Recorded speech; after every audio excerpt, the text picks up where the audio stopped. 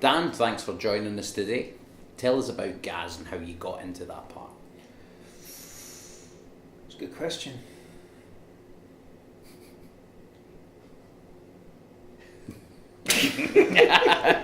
Very nice. Thank I like you. that. Thank you. But Just yeah, like so that's essentially it.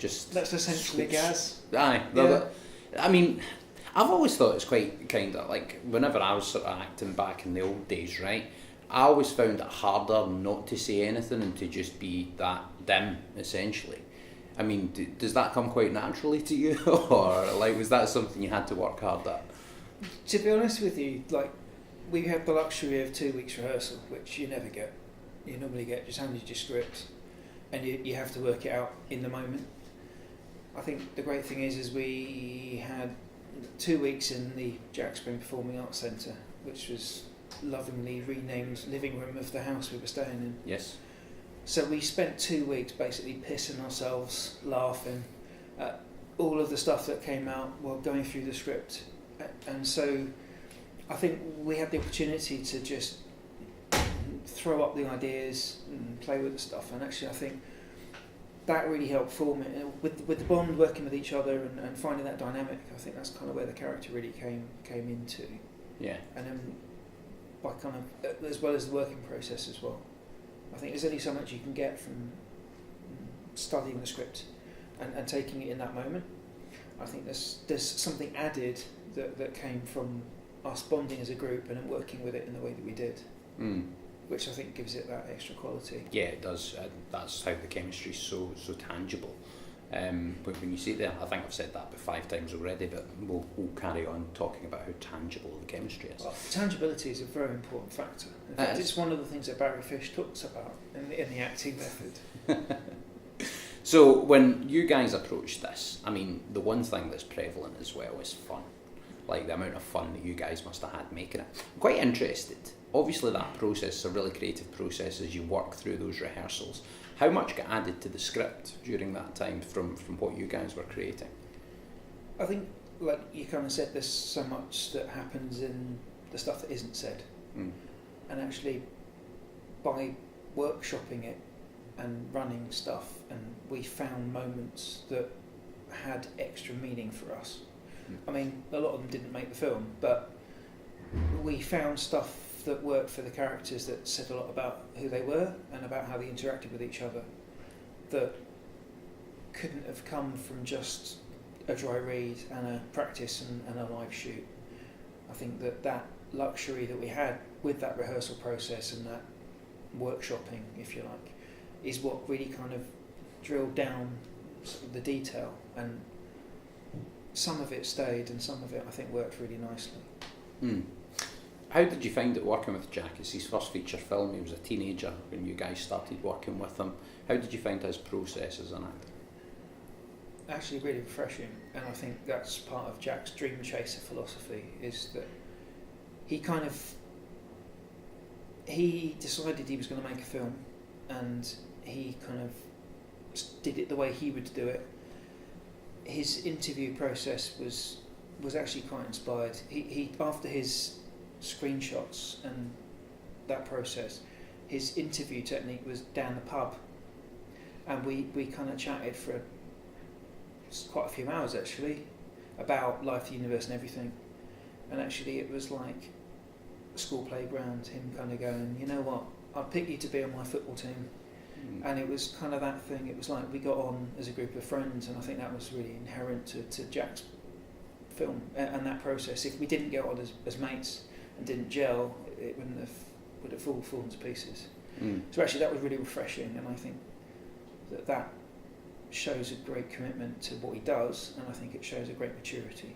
In terms of you're part of a really powerful quartet on screen, what do you think's the secret to the chemistry there? I mean, you've obviously talked about the rehearsal time, but other than that, I mean, what do you think it is? Do you think it's a balance of personalities in terms of how you portray the character, or do you think there's elements as well of your guys' own sort of personality that come across and that help add to that dynamic?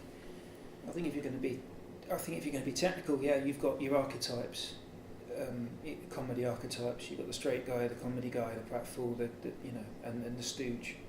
So you've got that element, and I think that we've all looked at how, we've also looked at each character having a proper arc, and that's something that Jack took through, and that's something he was quite passionate about.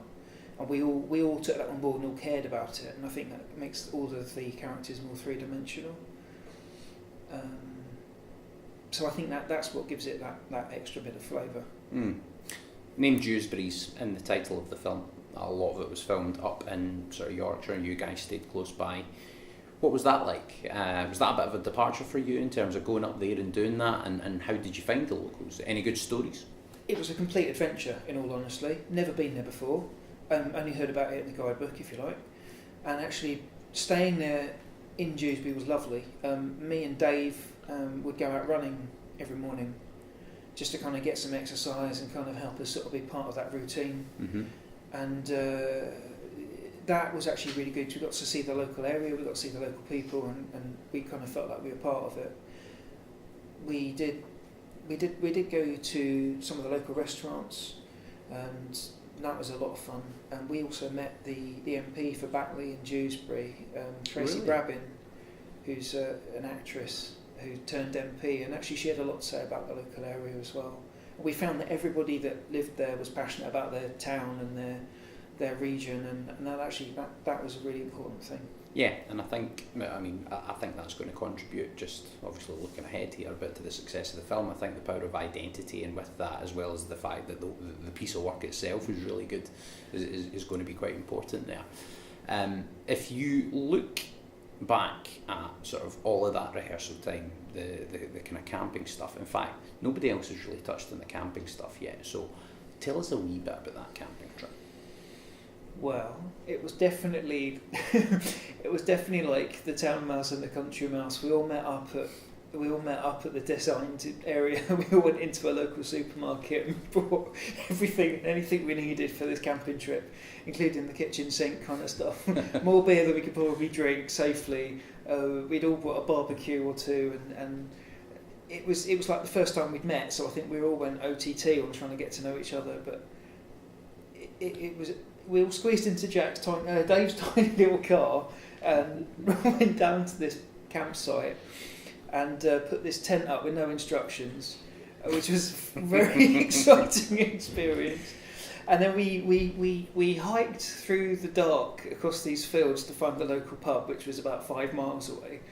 And then we got absolutely plastered playing Truth or Dare and telling each other all of our life stories, and then hiked back in the dark, falling over each other, and then in the dark had a barbecue, and then we made friends with the locals. That sounds like the film in microcosm, pretty much. Excellent. I'm quite interested to know just how that sort of process goes from sort of doing the camping and then doing the rehearsals and then coming out to the sort of final thing on screen. Is that something, I mean, are you going to treasure these memories a wee bit just based on the amount of fun you've had working doing it? I can honestly say it was, I mean, like the tears at the end of the film are genuine, because actually we've all been through such a lot making it. I think we all put heart and soul into the characters. We lived it, that film through, all the way through. The banter between us lot has been genuine. The memories have been quite, it's been a complete roller coaster. And actually, how many coming of middle-age movies are there? And actually, I think for all of us, it's going to be quite a fond thing to look back on and go, you know what, that was proper. That was.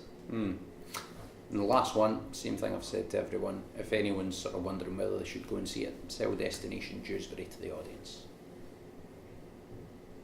Geriatric swingers, massive dildos, and 5 middle-aged men that are still the same as they were when they left school and were rubbish then.